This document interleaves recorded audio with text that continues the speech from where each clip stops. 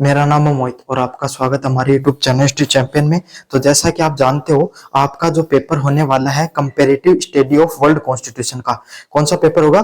Comparative study of world constitution का जो paper होगा, जो विश्व के जो संविधान है उनकी तुलनात्मक अध्ययन करने का जो पेपर होता है, उससे संबंधित जितने महत्वपूर्ण प्रश्न होने वाले हैं सारे के सारे आपको करवाने वाला हूं। आपको क्या करना है, वीडियो को पूरा देखना है, चैनल को सब्सक्राइब कर देना है और अपने दोस्तों को जरूर से शेयर कर देना है भाई।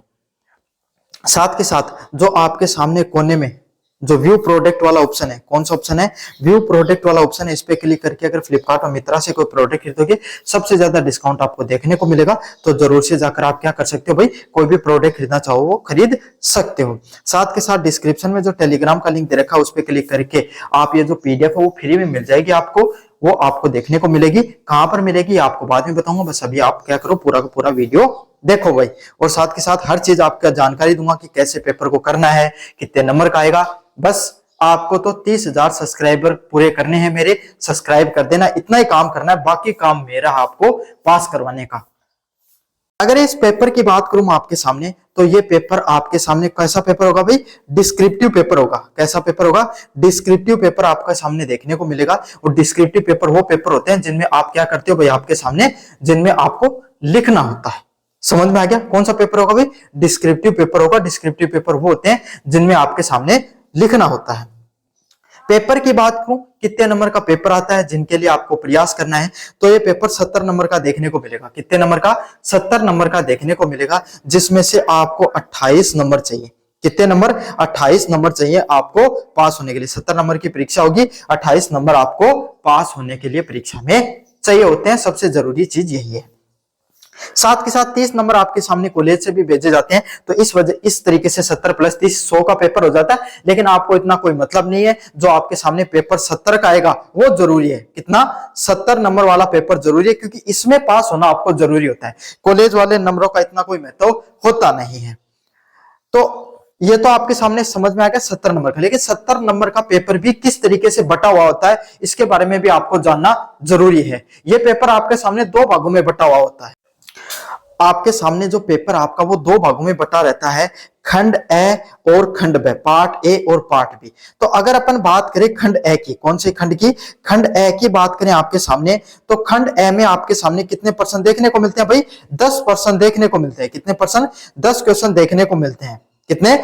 10% आपके सामने देखने को मिलते हैं। 10% आपके सामने देखने को मिलते हैं।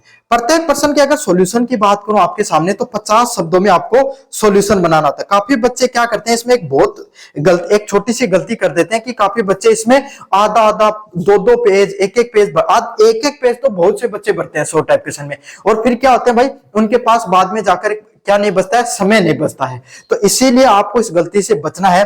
अगर आपको इस पेपरों के सॉल्यूशन बनाने हैं, तो 5 से 6 लाइन से ज्यादा आपको सॉल्यूशन बनाने की जरूरत नहीं है। वो भी अगर कोई परिभाषा पूछे, अगर आपके सामने कोई बहुत बड़ा आपके सामने कोई जिसमें 1 से 2% देखने को मिले, तभी आपको करना है। वरना काफी बार क्या होता है, कॉपी पर कोई छोटा सा आपके सामने कोई किताब का नाम पूछ लिया जाता है, जैसे प्लेटो की किताब, एक किताब का नाम बताइए, तब उसमें प्लेटो के, तो आप उसमें कैसे बताओगे? उसमें 5 से 6 लाइन या आधा पेज भरोगे? नहीं, 1 लाइन में ही आपको उत्तर देना होता है। तो जितनी शब्द सीमा उसको ध्यान में रखना जरूरी है, अगर अच्छे अंक प्राप्त करना चाहते हो तो ये तो होते हैं आपके सामने वेरी शॉर्ट टाइप क्वेश्चन। और बाकायदा आपके सिलेबस में चीज लिख रखी है, जो वेरी शॉर्ट टाइप क्वेश्चन होते हैं वो प्रत्येक यूनिट से 3-3 देखने को मिलेंगे। कितने? प्रत्येक यूनिट से 3-3 देखने को मिलते हैं। समझ में आ गया? प्रत्येक यूनिट से आपके सामने 3-3 देखने को मिलेंगे। 3-3-3 प्लस 1, मतलब कोई एक यूनिट से 1% एक्स्ट्रा आ जाएगा। इसी हिसाब से 10% आपको देखने को मिलते हैं। कितने? 3-3-3 प्लस 1, 10% देखने को मिलता है। अगले वाला होता है खंड ब। कितना होता है? खंड ब। खंड ब की बात करें आपके सामने, तो खंड ब आपके सामने कितने परसेंट आते हैं? खंड ब से भी प्रत्येक यूनिट से 3-3% देखने को मिलते हैं। कितने परसेंट देखने को मिलते हैं? प्रत्येक यूनिट से 3-3% देखने को मिलते हैं। और 3 प्लस 1 मतलब 4, कुल कितने परसेंट हो गए भाई? निबंधात्मक भी 10% होते हैं। कितने आते हैं? 10% आते हैं प्रत्येक यूनिट से 3, और 1 एक्स्ट्रा किसी से भी आ सकता है। 10% निबंधात्मक आते हैं। उसमें से 5% जो आपको पसंद आए, क्या है? 5% जो आपको बेहतर लगे, अच्छे लगे, जो आपको पसंद आए, वही 5% आपको क्या है?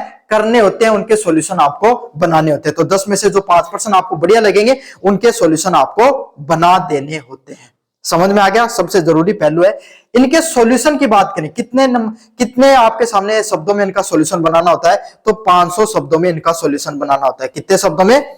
500 शब्दों में। अब आप कहोगे सर 500 शब्द कितने होते हैं, तो 500 शब्दों का अर्थ होता है 3 पेज। क्या होता है? 3 पेज। कितने page?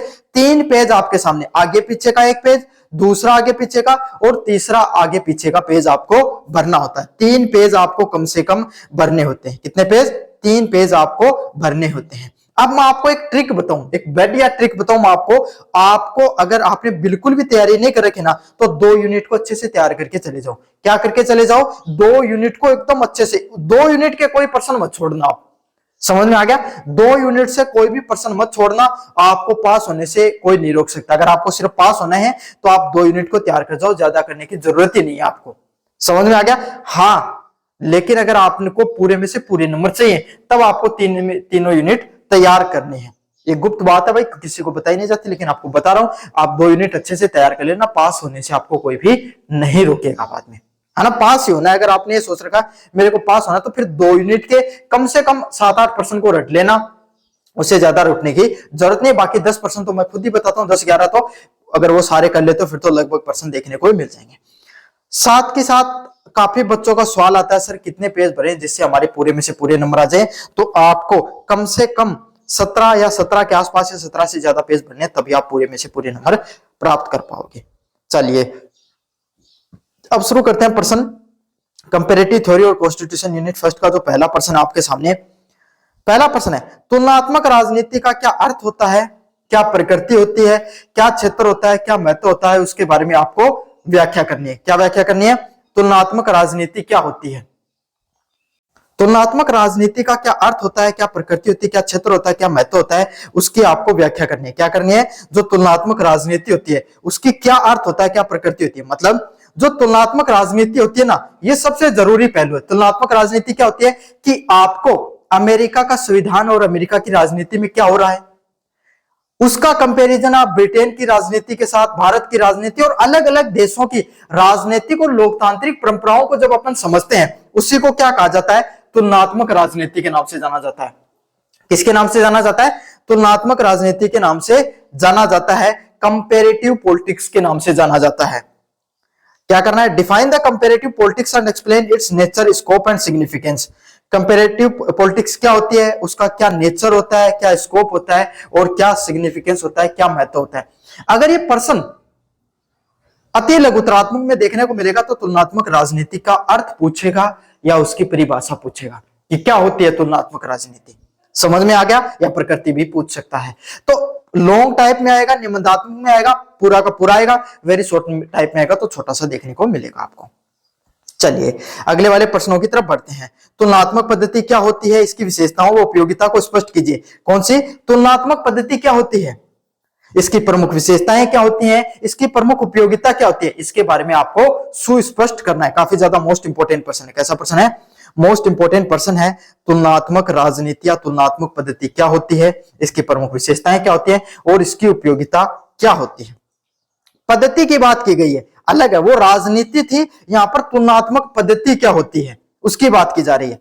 What is the comparative method, explain its feature and utility. आप कोई भी तुलनात्मक राजनीति का अध्ययन करते हो तो कौन सी पद्धति के माध्यम से उसका अध्ययन किया जाता है, उसी को तुलनात्मक पद्धति के नाम से जाना जाता है, उसके बारे में आपको बताना है। अच्छा प्रश्न है, वेरी शॉर्ट टाइप क्वेश्चन में भी देखने को मिल सकता है और निबंधात्मक प्रश्न में भी ये प्रश्न आ सकता है। दोनों के लिए महत्वपूर्ण है, अच्छे से पढ़ लेना है। खास करके तो 500 शब्दों वाले प्रश्न में, निबंधात्मक प्रश्न में जरूर देखने को मिलेगा आपको। चलिए अगले वाले प्रश्न की बात करें, सबसे महत्वपूर्ण प्रश्न, ब्रिटेन की संसदीय एवं एकात्मक शासन प्रणाली की प्रमुख विशेषताओं का वर्णन कीजिए। क्या करना है? जो ब्रिटेन है उसमें कौन सी संसदीय प्रणाली चलती है, क्या चलती है, जो ब्रिटेन है जो उसके अंदर कौन सी संसदीय प्रणाली चलती है और एकात्मक शासन प्रणाली की प्रमुख विशेषताएं क्या होती है। समझ में आ गया? ब्रिटेन में कौन सी संसदीय प्रणाली चलती है और एकात्मक शासन प्रणाली की क्या क्या प्रमुख विशेषताएं होती हैं। किसकी? एकात्मक शासन प्रणाली की क्या क्या प्रमुख विशेषताएं होती हैं, उसके बारे में आपको क्या करना है भाई? वर्णन करना है। समझ में आ गया? ब्रिटेन की संसदीय प्रणाली और एकात्मक शासन प्रणाली के आपके सामने जो प्रमुख विशेष, ब्रिटेन की संसदीय और एकात्मक जो शासन प्रणाली होती है उसकी प्रमुख विशेषताओं के बारे में बताना है। किसके बारे में बताना है? प्रमुख विशेषताओं के बारे में वर्णन करना है। Explain the main feature of parliamentary and the unitary system of government in UK. क्या बताना आपको? एक्सप्लेन करना है क्या मेन फीचर होते हैं पार्लियामेंट के और क्या यूनिटरी फीचर होते हैं गवर्नमेंट के, किसमें? यूके में, ब्रिटेन में। तो ब्रिटेन की जो संसदीय जो प्रणाली है, क्या है? ब्रिटेन की जो संसदीय प्रणाली है उसके बारे में बताना। अच्छा प्रश्न है, एग्जाम में आता है। ब्रिटेन की राजनीति और ब्रिटेन की संसद, क्योंकि भारत में भी जो संसदीय परंपराएं हैं, जो संसदीय प्रणाली है, वो हमने कहां से ली है? ब्रिटेन के संविधान से ली है। तो वहां की जो संसदीय परंपरा है वो आपके सामने क्या है? बहुत ही शानदार है और ये प्रश्न भी परीक्षा में देखने को मिलता है।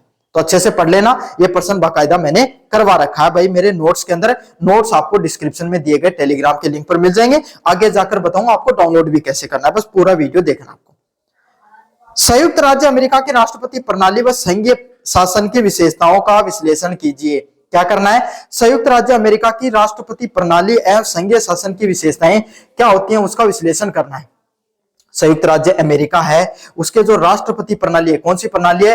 जो राष्ट्रपति प्रणाली है, और जो संघीय प्रणाली है उसकी क्या प्रमुख विशेषताएं होती है? क्या होती है? उसकी क्या प्रमुख विशेषताएं होती हैं उसके बारे में आपको विस्तार से बताना है। काफी ज्यादा महत्वपूर्ण प्रश्न है। मतलब अमेरिका में, जो भारत में प्रधानमंत्री की जितनी वैल्यू होती है उतनी अमेरिका में राष्ट्रपति की वैल्यू होती है। वहां राष्ट्रपति आधारित प्रणाली है।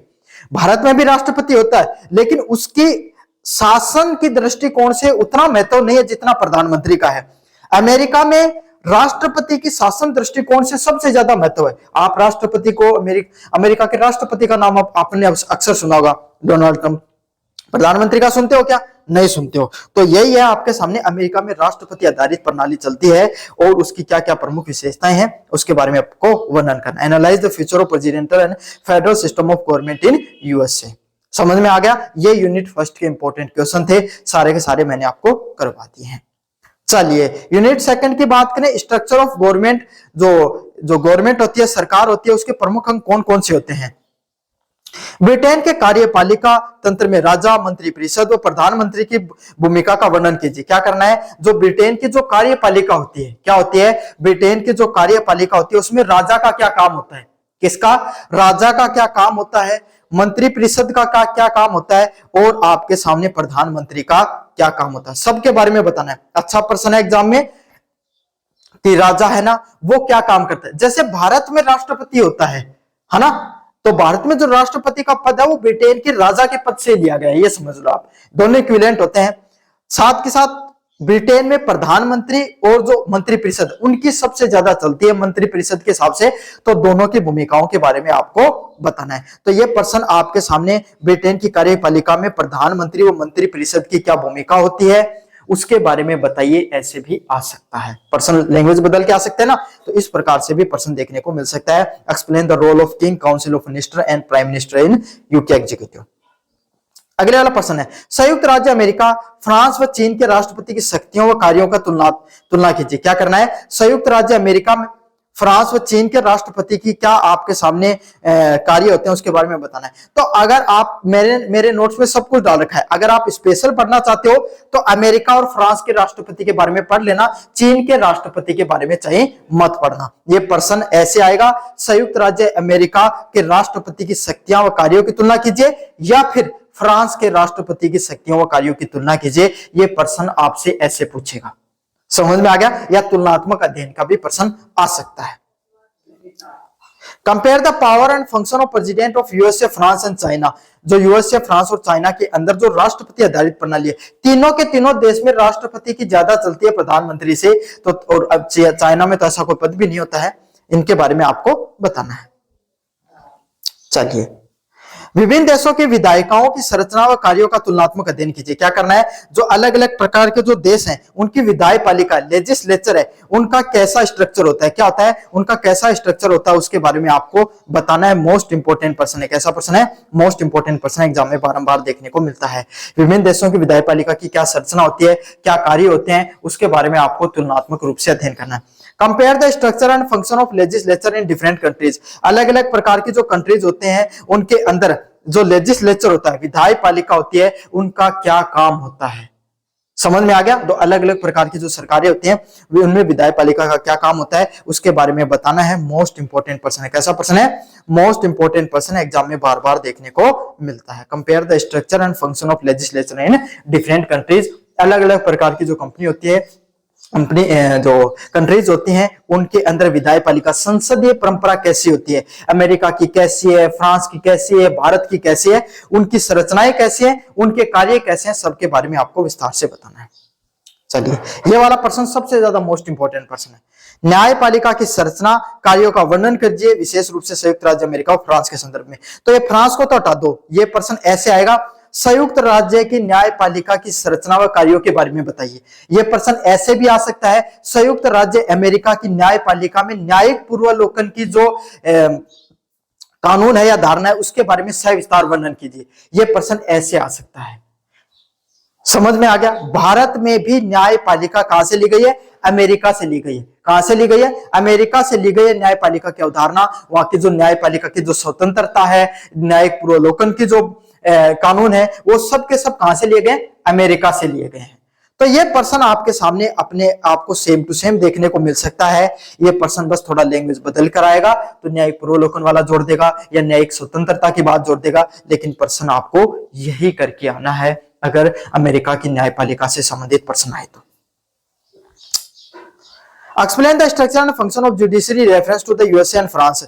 आपको क्या स्ट्रक्चर फंक्शन रहते हैं जुडिशरी के यूएसए और फ्रांस में, उसके बारे में बताना है। मोस्ट इंपोर्टेंट पर्सन है। कैसा पर्सन है? मोस्ट इंपोर्टेंट पर्सन है, एग्जाम में बारंबार पूछा जाता है भाई। तो ये तक थे आपके सामने यूनिट फर्स्ट सेकंड के इंपोर्टेंट क्वेश्चन। फ्री में नोट्स कहां पर मिलेंगे इसके बारे में मैं आपको बता देता हूं। डिस्क्रिप्शन में दिए गए टेलीग्राम के लिंक पर पहुंचोगे, उसके बाद में ऊपर की तरफ इंस्टीट्यूट चैंपियन एमडीसी लिखा होगा, यहां पर क्लिक करना है। यहां पर क्लिक करने के बाद में फाइल वाले सेक्शन पे आना है। कौन से सेक्शन पे?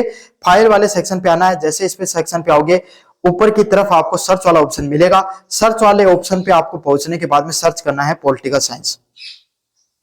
जैसे सर्च करोगे पॉलिटिकल साइंस आपके सामने, उसमें पॉलिटिकल साइंस थर्ड सेमेस्टर का आपका सामने पेपर है एमडीएससी, ये आपके सामने देखने को मिलेगा। पढ़ लेना बाकायदा, सारे के सारे English medium, Hindi medium, 100 type question सब कुछ ऐड कर रखे हैं और फ्री में है, एक पैसा आपका लग नहीं रहा है, तो आप उसको अच्छे से पढ़ लो। चलिए, यूनिट नंबर 3 की बात करें, पॉलिटिकल डायनेमिक्स की। जो टेलीग्राम जरूर से ज्वाइन कर लेना, लेकिन पीडीएफ जब भी मिलेगी, जब जिस बच्चे ने चैनल को सब्सक्राइब कर रखा होगा। बाकी बच्चों को भाई पीडीएफ नहीं देखने को मिलेगी, तो चैनल को जरूर से सब्सक्राइब कर देना। ब्रिटेन व संयुक्त राज्य अमेरिका की दल प्रणाली, कौन सी? ब्रिटेन व संयुक्त राज्य अमेरिका में जो दल प्रणाली होती है उसका तुलनात्मक अध्ययन करना है। ब्रिटेन में भी द्विदल प्रणाली है, अमेरिका में भी है। दोनों में जो द्विदल प्रणाली है वो किस प्रकार से काम करती है उसके बारे में आपको बताना है और उसका तुलनात्मक अध्ययन करना है। क्या करना है? तुलनात्मक अध्ययन करना है। Compare the party system of UK and US. चलिए, फ्रांस, स्विट्जरलैंड व चीन की दल प्रणाली की विशेषताओं के बारे में वर्णन कीजिए। तो अगर आप पढ़ना चाहो तो इसमें चीन की जो दल प्रणाली है ना, वो सबसे ज्यादा महत्वपूर्ण है। कौन सी? चीन की। ये फ्रांस और स्विट्जरलैंड की दलीय प्रणाली को रहने देना, चीन की दलीय प्रणाली है उससे संबंधित पर्सन जरूर आएगा। कम्युनिस्ट पार्टी ऑफ चाइना, एकमात्र पार्टी वहां पर राज करती है, उससे जिसके जो राष्ट्रपति शी जिनपिंग है, वो एकमात्र पार्टी किस प्रकार से काम करती है, वहां पे क्या संसदीय परंपरा है, कैसे काम करता है, वो पर्सन देखने को मिलेगा। इन दोनों को रहने देना, सिर्फ ये वाला पढ़ लेना, चीन की दलीय प्रणाली के बारे में बताइए। किसके बारे में? चीन की दलीय प्रणाली के बारे में बताइए। Explain the feature of party system में France, Switzerland and China. Explain करना है क्या क्या फीचर्स होते हैं पार्टी सिस्टम फ्रांस, स्विट्जरलैंड और चाइना के अंदर। कहां पर है? फ्रांस, स्विट्जरलैंड और चाइना के अंदर क्या क्या आपके सामने महत्वपूर्ण होते हैं। दबाव समूह क्या होते हैं? ब्रिटेन व संयुक्त राज्य अमेरिका में इनकी भूमिका का विश्लेषण कीजिए। जो अलग अलग प्रकार के प्रेशर ग्रुप्स होते हैं, क्या होते हैं? अलग अलग प्रकार के जो प्रेशर ग्रुप होते हैं वो क्या होते हैं? अब होते क्या प्रेशर ग्रुप? ये 100 टाइप क्वेश्चन में भी आता है। देखो, कोई भी एनजीओ हो गया, कोई भी सरकारी संस्था हो गई, है ना, चाहे कोई भी आपके सामने विपक्षी पार्टियां हो गई, जो सरकार के द्वारा जो किए गए कार्य हैं उन पर अपनी नजर गड़ाकर रखते हैं, उनको अवलोकन करते रहते हैं, कहीं जो सरकार है वो क्या जनता के हित में फैसले ले रही है या नहीं ले रही है। अगर नहीं ले रही है तो उनके विरोध में सवाल पूछना, है ना, उनके ऊपर दबाव बनाना, ताकि जो नीतिगत फैसले हैं उसमें जो जनता की हित है, जनता की भलाई है, वो आपके सामने रहे। क्यों? सत्तारूढ़ दल है, अगर वो उस पर दबाव समूह काम नहीं करेंगे तो वो निरंकुश हो जाएंगे, तानाशाही हो जाएंगे, है ना। तो इसलिए दबाव समूह है उनका बहुत ज्यादा महत्व होता है। वो क्या होते हैं ब्रिटेन और संयुक्त राज्य में, इनकी क्या भूमिका है उसके बारे में भी आपको बताना है। What are the pressure groups, analyse their role in USA and UK. चलिए, विभिन्न देशों में राजनीतिक प्रक्रिया व दलों व दबाव समूह के प्रभाव के बारे में बताइए। विभिन्न प्रकार के राजनीतिक प्रक्रिया क्या होती है, दल व दबाव समूह क्या होते हैं उसके बारे में बताना है। Elevate the impact of political parties and pressure groups in political process. तो ये सब इंपॉर्टेंट प्रश्न भाई आपके सामने जो मैंने आपको पढ़ा दिया है comparative study of world constitution से संबंधित, अच्छे से कर लेना। चैनल को जरूर से सब्सक्राइब कर लेना।